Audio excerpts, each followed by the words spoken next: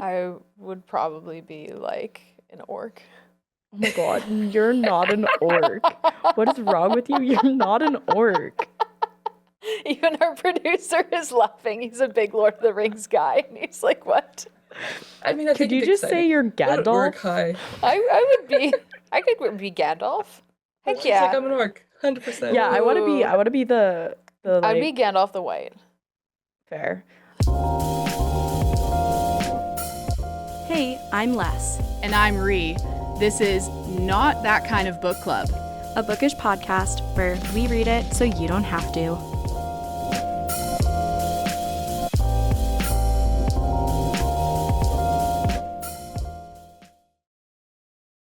Hey friends, it's Not That Kind of Book Club podcast. I'm Ree, I'm Les. and we're so excited to have you. Not only do we have you following along today, but we have Kate Gateley on Zoom with us. We are so Hello. excited to kind of get to talk to her about fantasy world building and talking about her books. And yeah, we're super pumped. So welcome, Kate. Thank you for having me. It's worked out nicely. I have both kids at a day camp today, so I'm a free woman.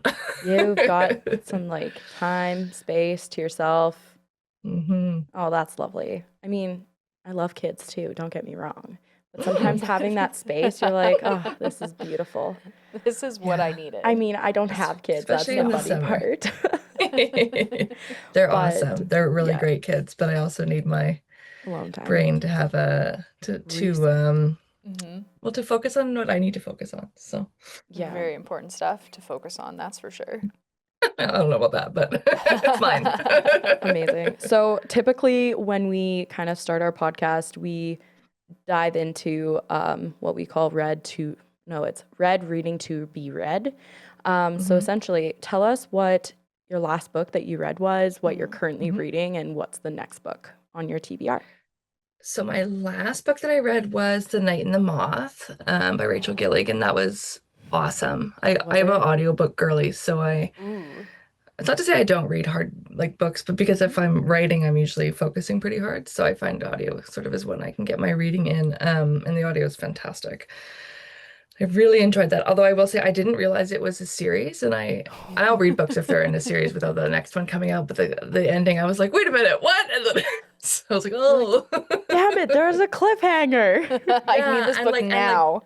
yeah, and very much like, well, I was kind of like, I don't know, sometimes you're a little bit dumb, and it's like, I was like, wow, how is she gonna wrap this up? Like, there's only like a chapter left. Like, oh no, it's not done. Yeah, I feel you. I'm also the person that like if the next book isn't out, I can't do it. I gotta can. know. I usually can. I just need to know. Like, Yeah. I'm like, I need to be prepared that I'm gonna have to be pining for the characters if I love the book, which I did Fair. love the characters in that book. So she's a master at what she does. So It's on my list. I saw it the other day at Indigo and I was like, do I buy this one? And I was like, no, I'm already over my $75 limit. I would recommend it. I would say like, not that I'm really picky. I like most books, but all books have their good things. But I did really enjoy that one. Amazing. And then my am reading is I just started. After that, I started Divine Rivals. So I've been listening to that. I've heard so many good things about that. That's Rebecca Ross, right? Rebecca Ross. Yeah. I met her. I met her in passing at a Polycon 2 years ago. Amazing. Yeah, it's very cool to go to those events because all these people are in the flesh. When you're like, oh my God, you're real. Yeah, I signed across from Rebecca Yaros at Imaginarium, and I was right when everything was taking off. Like, Yeah. and it was sort of, she's such a nice person. Like, she is as nice as they say. And I felt for her because she was eating her lunch, and there was like a whole lineup, a crowd of people waiting to see her outside the door, and she's scarfing down her lunch, and like, it's so sweet. But also I was like, oh, that's a big way to have your fame show up. It's exciting, but I think pretty daunting too. Oh yeah. Big time. What's next? Yeah. And then What are you what's reading next? Well, I'm enjoying Divine Rivals, so I'm thinking then what's the next one? Ruthless Vows. I'm sure that'll be my next one. Oh, and on my Kindle, last night I started reading Deep End. So Did you by Allie Hazelwood? yeah. On my Nice. Kindle, I always do my sort of like, romance, or I'm quite hyperlexic, so I like Kindle I have the Oasis, so it's got the button, and I can just like Ooh. rip through. Like it's on the Kindle, but I can Yeah. read as fast as I want. So Well, and I Fancy. love it with romance. because I love when I read on my Kindle because I put all of those like romantic or like smut or whatever it is because I can turn my Kindle off, and when I turn it back on, I already know exactly where I was. So if I like, I don't have right? to go back and be like, wait a minute, who is that again? Right? Like sometimes I find with fantasy, like when I'm reading it, I have to be like awake. I can't be falling asleep or I'm gonna have to reread. Although I'm guilty for the like if I'm really I don't read fantasy at night because it'll hook me and I'll stay up too Yeah. late. Whereas like romance I can come and go from it because I read it so fast I know by tomorrow I'll probably finish it. So it's not so heartbreaking to So then, remember when I read the Outlander series, I was like pulling 3 a.m. nights. Ooh, oh yeah. I boy. just couldn't stop. Mm-hmm. So that was years ago, but like I was like that was my first like, oh, I'm back doing this again. Yeah, it's on my list too, but I find when it's like a longer series, I have to be able to like dedicate a certain time frame to it because I can't just like put it down and not come back to it for 4 or 5 days.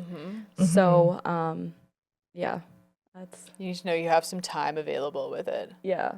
Okay, the last thing I'll ask you about your audiobooks. What speed do you listen to them at? Usually at least 1.2. It depends on the narrator. So like when I was producing, I didn't do them, but I produced them, obviously, my audiobooks for my first series. She had a slower, I was sort of read into how like she just naturally had a slower words per minute than or not slow, but just like she's English and just really quite enunciated. So I think I adjust based on that. I don't think I've ever gone over 1 point. If it's YA, I tend to go faster because they are slow. They're read more slowly, so I do speed them up. I don't listen to a ton of YA, but more of an adult girly. But Yeah, it's a good palate cleanser though.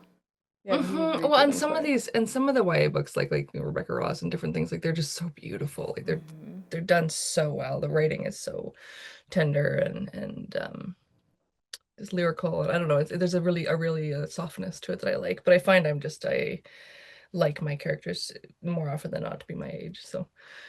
That's fair. Yeah. I actually love it when I read a book and they're like, she was 29 years old. And I was like, okay. I'm This 20. is Well, all my better. books, my characters are over 30, so. Yeah. Well, and it sucks sometimes because you read a book and you're like, this does not happen when you're 17 years old. What are you? Whoa. Whoa. Clearly, we're different centuries because that's wild. But then But- sometimes also, like, I write my characters, well, in this my latest series, they're 36 and 47.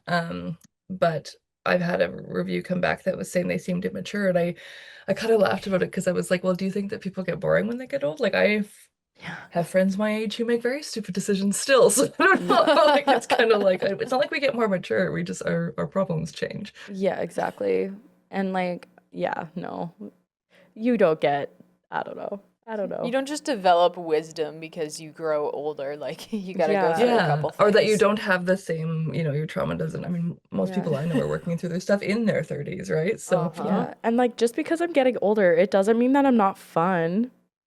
or that I I'm not don't gonna make bad have, like- choices still. or that I don't have like deep, like we don't feel less deeply. If anything, I feel like, especially since having kids, I would say I feel more deeply and more like a broader range of emotion. I'm just sort of more an adult about it, I guess, so I can work, like I can manage it rather than have it sort of rule me, but I still have reactions and Totally.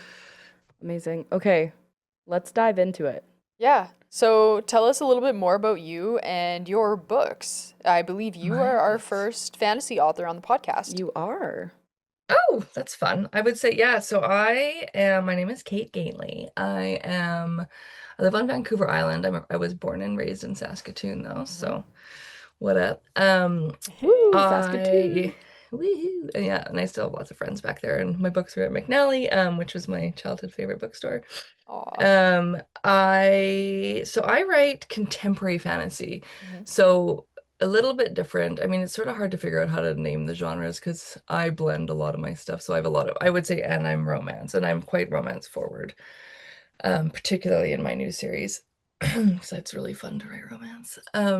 My books they focus a lot on ancestral memory. They're set in Canada. Mostly there's travel in them. The heroines are often older and are dealing with sort of a rebirth of self, or, you know, the sort of, you know, the standard literary thing where they sort of go through the door and the inciting event happens. They're often, that is their inciting event of initiating into adulthood and what that looks like. And in my series, it's initiating into a magical adulthood, and awareness of magic in their world. So I would say comps easily with Discovery of Witches. Lots of inspiration from books like Outlander. You know, I grew up reading Lord of the Rings. My magic systems are low fantasy though, so they're not like, my world building is going to be really different than I think like true genre fantasy writers, because I bring the magic in as a complementary component, I guess. But I think that's also going to be pretty cool to kind of see that and not necessarily compare it to other world building kind of techniques or what other people do, but it's cool because there's so many different ways that you world build in books like this. Yeah, and I find, like, for me, I use the magic system as like a motivator for the challenge that they're facing. And I do a lot of psychology. I would say one of my special interests is psychology. So there's a lot of Same. that in, yeah, a lot of that in the books that I use sort of like the magical challenges as a way to expose certain things they're going through, which is same with any, you know, genre kind of theme. But I like to use the magic to let us look at difficult things and difficult concepts in a more removed way, I guess. Like, it's, you know, people can maybe, I've had lots of people give me feedback that like, oh, this certain section made me feel something that I didn't expect to feel. And that's sort of the, you know, pun intended, the magic of writing sort of more speculative and magical words, is you get to draw people into ideas without it feeling like you're, you know, shoving a concept down their throat, or like, you know, here, process this character's trauma. They get to do it in a way that's sort of more, for me, it's more palatable. Okay, how do you keep it all connected? Oh, so this is where this is where I'm probably different. Well, that's not true. I do have author friends who are similar to me. I am a pantser. Have you had anyone talk about like plotters and pantsers yet on your No. pod? Please tell us. Tell us. I think there's other people are probably going to define it differently, but like for me, like a plotter is somebody who sits down and plots their book, like, you know, start to finish. They've got character sheets, they've got, you know, and especially in like, if I was ever to write a true high fantasy, I would have to do plotting, because the world is so much more like, you have to consider the monetary system. How does the power balances work? How does all of that? So like, I write contemporary, and the reason is I don't want to really worry about a monetary system, because that's doesn't motivate me to write. My creativity does not come from that. Well, it comes from, I feel like my characters are in me, almost like a conduit kind of feeling, and then it comes through me. So I consequently am a pantser. So I write by the seat of my pants, as they say. But I often get it now. Okay, that makes sense. That's my understanding of it. I could be totally like botching it, but that's how I see it. And so like, there are things I do, like I stick to conventional plot structure. My books follow a typical arc of a fantasy and romance sort of combination. And because I'm a reader, and because of the way my brain works, I'm quite neurodivergent. So the pattern brain sort of supports me to stay with it. It doesn't feel right if it doesn't stay within that type of arc. So I can't really take credit for being organized around that. It's more just intuition. But I would say my magic system is informed by my interests. So I'm quite interested in Celtic mythology. I'm interested in, there's lots of sort of my take on modern druidry in there. On one side, I am Irish, like I'm Irish diaspora, whatever. So culturally, that's something that's interesting to me. That's a lane that I can kind of drive in. So I do bring that in to the books. And I mean, and I can't, how do I keep it organized? I don't know. It's like how my brain works. It's literally like, it's literally, although I will say I do end up quite often, sort of at the end of the first sort of main draft, looking at my husband and being like, oh my God, what have I done to myself? Because I'll realize I have to pull things together that I wasn't paying enough attention to. Yeah. Are you a pen and paper type person, or is this all through your computer? All through my computer, though my notes app is absolutely feral with ideas and things I want to remember to do. There we go. There's the neurodivergent I was looking for, is the notes app. The screenshots and the like. Yeah. I say to my husband, I'm like, if I die, you just have to delete the notes app. Like, don't go in there. It won't make Don't sense. read it. yeah, you'll get the wrong impression of the way my brain is working each day. It's just a place for me to leave things. Just put it I've in your gotten to the point will, where I'm like you must I delete everything. should. I've gotten to the point where I'm actually even like, because I'll save things on like Instagram or TikTok that I want to revisit, but Yep. I know I won't. So now I actually have like, I'm starting to link from there to my notes app, and I'm like, this is diabolical. I've got to stop. Somebody stop me. This is what's You're like, next. I'm gonna have a novel just in notes. Just in notes, yeah. Yeah, so Okay. I would say I do rely on that. I write. So for me to the other sort of neurodivergent element is I rely on going into flow state to Yeah. draft. So if I'm working on like a research part of it, so like there is obviously, even though it's contemporary, I'm still like I was just researching different types of thunderstorms the other day. So I do have to do Ooh. research because there's a section I want to be playing with thunderstorms a bit. But Okay. like just example, like things I maybe don't know enough about and I want to be correct on. But so I sort of enter more of a meditative, like I'm not really able to meditate like a standard person. I find that my brain is way too hyperactive and I've never managed it. Like I can barely go to yoga because I just get bored in my head. Honestly, I get it. Yep. I was like, can I listen to an audiobook while I do yoga? Like, so it's a little loud. Honestly, Have my someone wonder about my it. favorite part about yoga is when I get to just lay there. At the I end. like the silence. physical part, but I get my brain is so like I'm in like internal hyperactivity ADHD, so it's like I just it's so busy in there all the time. And so I find that's difficult for sort of, traditional meditation or mindfulness. But then when I started writing, that's when I realized I could access it. My whole body gets calm. And when I come out of a sprint of writing, I have to make sure I like stop and eat and drink because it can be really hyper focused if I'm not careful. Yeah. But I feel like when I come out of that space, like my mental health is so good. Like I do get the same experience, and science research is saying that that is the case for many neurodivergent folks. Like to get into that creative space is where they can find that front brain focus and relaxation. So there's that part too where I think my writing is, like I always say, it feels like a conduit, but I think it's just because I'm quite meditative into it. So that's how I keep it where it needs to be. That's pretty Amazing. cool. Okay, I have another question. Shoot. Okay. It might be repetitive, but bear with me. But when you're like with your books where it goes kind of from like Celtic lands to modern day Vancouver, Mhm. do you use maps to build your world, as in like our maps to kind of get influence, or do you draw them yourself? Do you work from real ones? And then the secondary question here is, I feel like you've already answered it, but are like how much of your worlds are based on real places and how much do you invent or change to kind of fit the story? Geographically speaking, everything is a real place. Amazing. I spend a lot of time on Google Maps and driving around. If I haven't been there, which lots of the places in the books I haven't been, I literally will like get on the 3D view and I'll like drive down the roads and like, pay attention to the size and the pacing, and maps and driving and geography has always been something that comes really naturally to me as well. So I don't have trouble conceptualizing distance. Which is sort of just a perk of what I am. I have been thinking about doing, because my books are set contemporary, although there is some time travel and past life elements in the first series.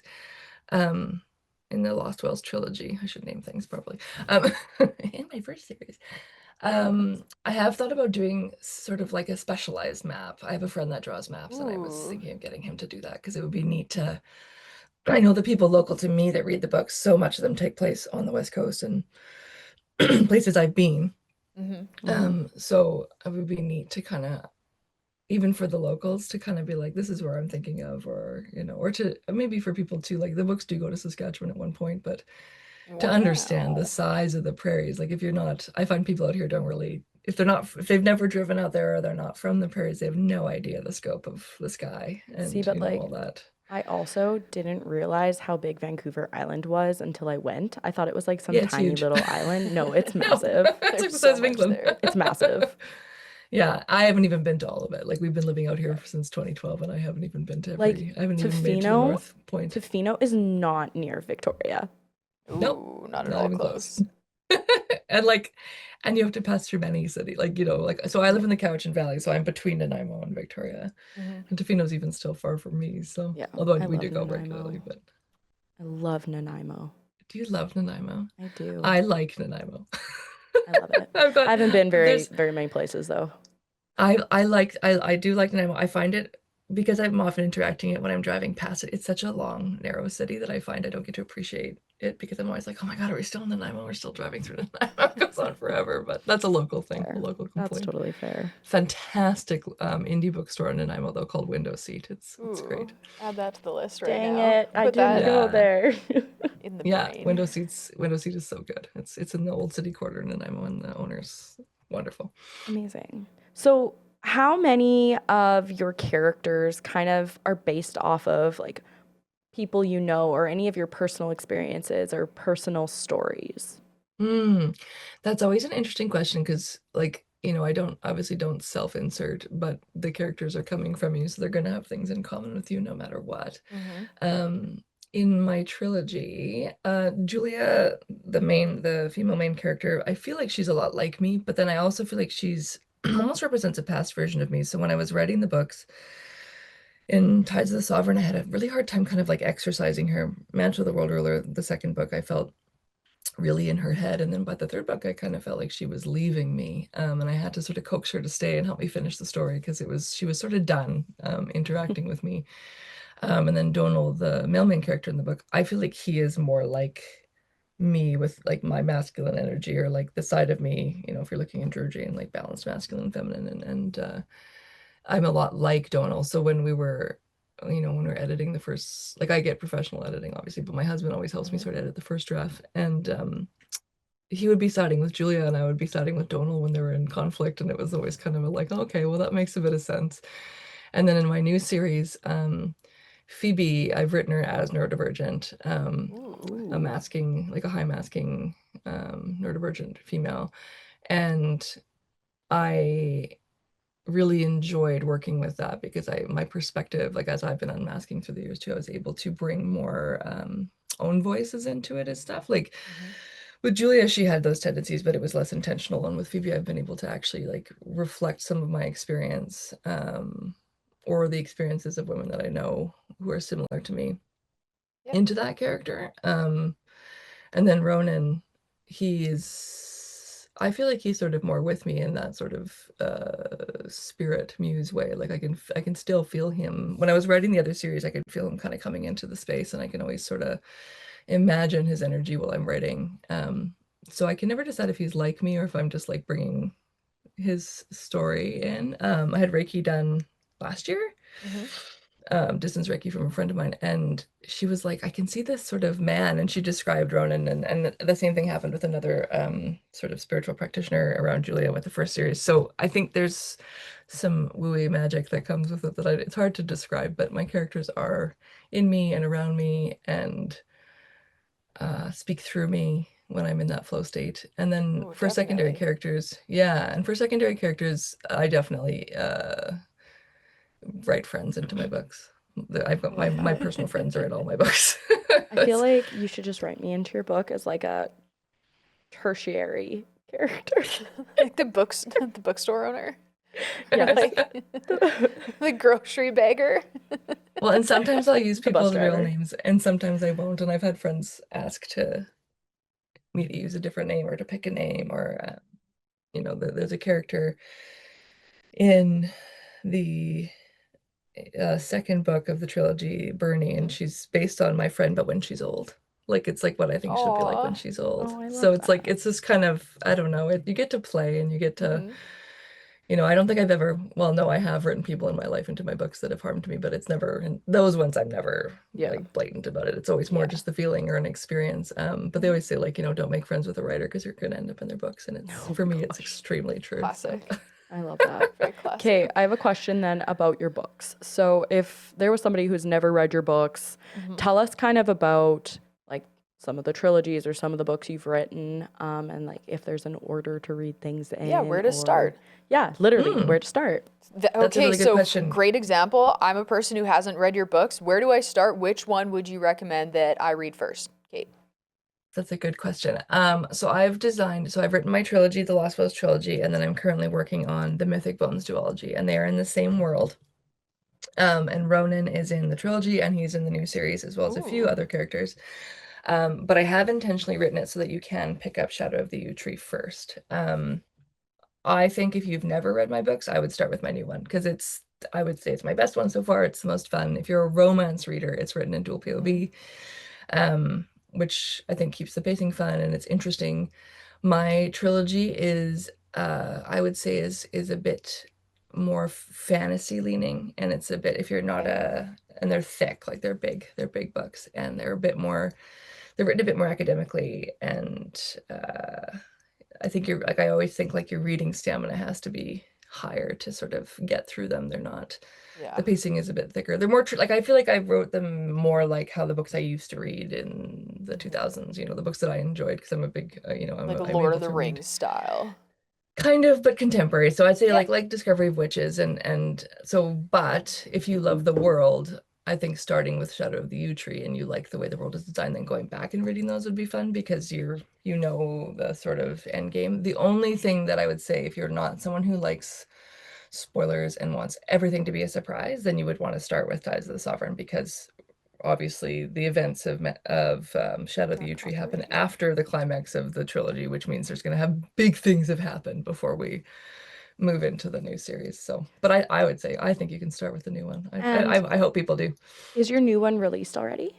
Yeah, came out May Well, 27th. So I'm gonna have yeah, to go get it. There we go. it's on its way to you in the mail. I mailed it to you. Oh, I'm not gonna lie to you. The first time that we had connected, I may have gone to McNally Robinson right away and gotten one of your signed copies. Yay, good. So I do have Tides of the Sovereign.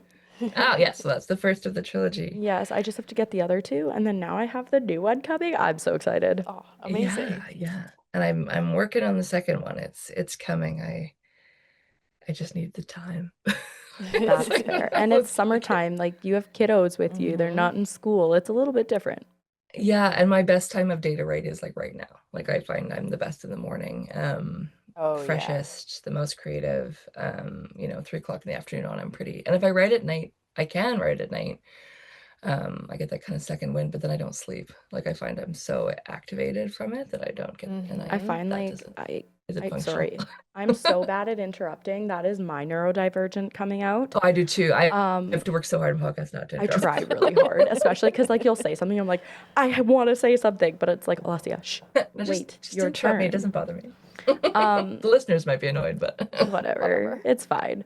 What was I gonna say? Oh, I agree with you. Like when I'm working on my thesis, I find like at 7 o'clock in the morning somehow I'm really good at writing till about 10 or 11, and then I take a break, and then I can come back to it around like 6 or 7, and I can work really hard for like a couple of hours, and I'm really productive. And it's the weirdest where it's like That's 3 hours in the morning and like 3 hours late evening into the like before bed evening part. Yeah. But yeah, it's weird. You have to find those time frames that work for you. yeah. And for me, I need, it's tough to say, like because I also run my own publishing company. So when my kids are I did not know that. around and I'm working,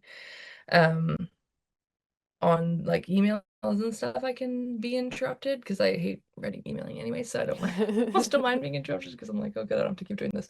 But I do find with writing, it's not like I need the perfect circumstance, but I find like with ADHD and sort of ADHD tendencies, if I get interrupted repeated times, it's really difficult for me to get into that focus space. It's hard to relax into the creativity because I almost just feel like I'm agitated by interruptions. So why the morning is better too is I think I literally just haven't had as many like nervous system agitation. And nothing bad. It's just like, the dog barks and then you got to make the kettle goes and like those types of interruptions, like not negative Even just the interruptions, simple just things. life. Yep. Well, and I was gonna say, like during the day, that's when like if you have an appointment, it's like 11 o'clock or 2 p.m. Waiting and mode.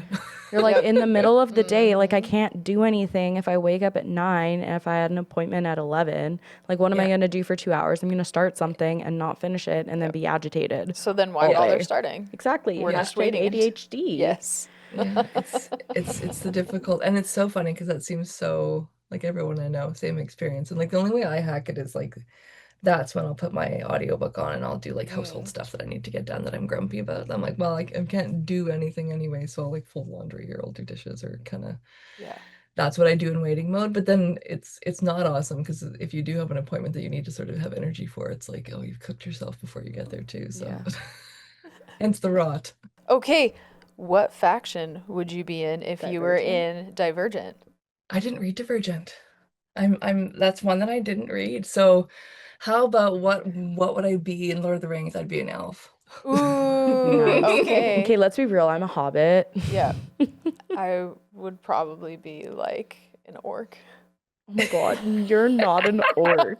What is wrong with you? You're not an orc. Even our producer is laughing. He's a big Lord of the Rings guy. And he's like, what? I mean, I Could think you it's just say exciting. you're What an orc Gandalf? high. I could be Gandalf. Heck It's yeah. like I'm an orc, 100%. Yeah, I want to be. Ooh. I want to be the I'd be like Gandalf the White. fair. I don't remember. Is it? I don't remember his name. LB's gonna laugh. What's the one with the animals? Oh, Bjorn. I'll be him. Bjorn. I There love we it. go. Like an old world magic kind of transforming. No, I think I would be like a Rivendell elf. I think I would be, Ooh. yeah, little, Heck yeah. yeah. I want to be a like Not a quite as like, Bloom. not quite as reclusive, or like not as like, you know, Galadriel and crew are pretty closed off. But I also don't think I would be like, I also don't think I would be with the wood elves who are a little more feral. I think yeah, Yeah. Rivendell. Yeah. They look like they have good food. Hey, But you also know what? read a Food is lot. very Like important. they like read and eat a lot. I don't know. It Yep. sounds good to me. It sounds like a great life. I love it. Amazing. Well, it's been super fantastic having you here, Kate. We have to kind of wrap things up here, but this has been awesome having you. Now that we know you run your own publishing company, we're going to have you back and talk about that. Heck yeah. It's an adventure. Sure. Yeah, that's a great way to put it. So again, thank you so much for coming on the podcast today. We Thank you for are having very me. fortunate to have you. Check out her book, of course, Tides of the Sovereign, Kate Gateley. We have a fun copy here to read through. And other than that, I mean, let me just add with a reminder here. Rihanna referred to herself as an orc. Well, Kate is an elf and I am a hobbit. You said you're an orc. I will kinda never like drop it. this. I You kind are of like not an it. orc. I should go as an orc for Halloween.